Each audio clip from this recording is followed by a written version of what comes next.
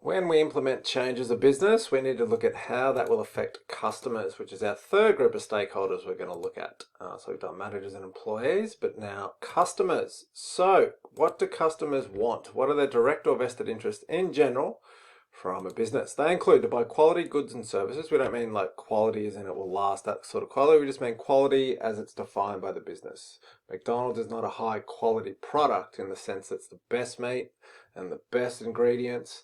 But it is high quality in the sense it's great service, you know what you're going to get. So we don't mean high quality in that sense, just reliable standard, I guess. And therefore, it's to buy that product at a reasonable price, whatever that price may be. It's different for every product and every business.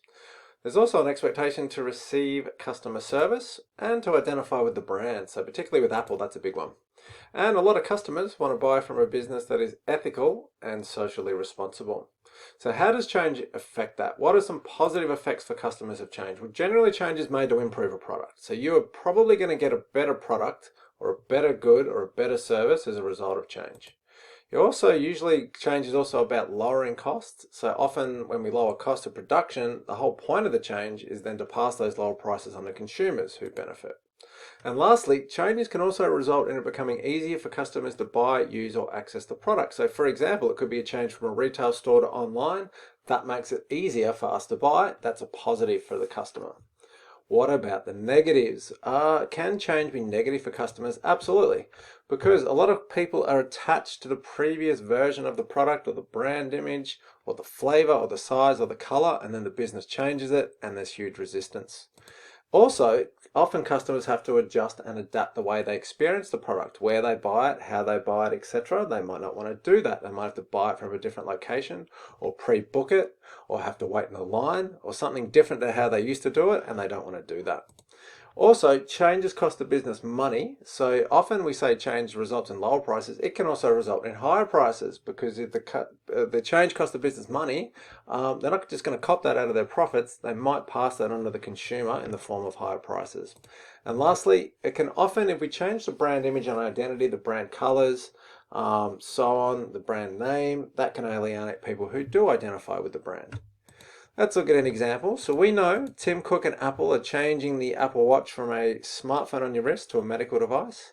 And Mary Barra and General Motors are getting rid of petrol-based cars and we're going all electric models by 2035. So how does that impact customers of both? Well, the positives, you're going to be able to buy a better, more improved product. So with the Apple Watch, it hasn't been their best product because they still devote resources to the iPhone. That's what sort of pays the bills, really. But over time, that Apple Watch is just going to get better and better and better because they're going to devote more resources to it. Likewise, General Motors does not have a good, reliable, affordable, long-range electric car, but they're definitely going to in the future. They're devoting $27 billion to this. You're going to get a better product from General Motors. Specifically for the Apple Watch, I mean, you're going to get the benefit. It's now a health device. It's going to link to your, or sync with your existing medical devices. So therefore, you're literally going to get a benefit to your physical and mental health. What about General Motors customers? Well, if you did like the brand, General Motors is a very strong brand. People say, I'm a General Motors person, or in Australia, we used to say I'm a Holden person, for example, where you couldn't really come along for the ride with electric cars because they either didn't have one or a good one. Now you can. So now you can reduce your carbon footprint and also say, I'm a General Motors person. What about the negatives? Well, Apple, what about the people that bought that Apple Watch as a smartphone for your wrist? So are they going to get app updates for things like browsing and email and so on? Or is Apple going to be focused on the health side of it? And they're going to feel a little bit silly. Why did I buy this product? I didn't buy it for a health device. And now Apple's telling me it is. Also with the Apple Watch, they'll have to adapt how they use it. So now it's more of a medical device than a smartphone. Yeah, a lot of people are going to go, I don't want it for that. And I probably wasted my money. General Motors, there's going to be huge resistance to this, particularly in America. Big classic American cars for big classic American consumers. A lot of people are going to hate this and going to swap brands. And lastly, for General Motors, a lot of people might not say, I just want to swap brands. They might just say, I don't even want this product. I don't want an electric car. They'll be very resistant to this change.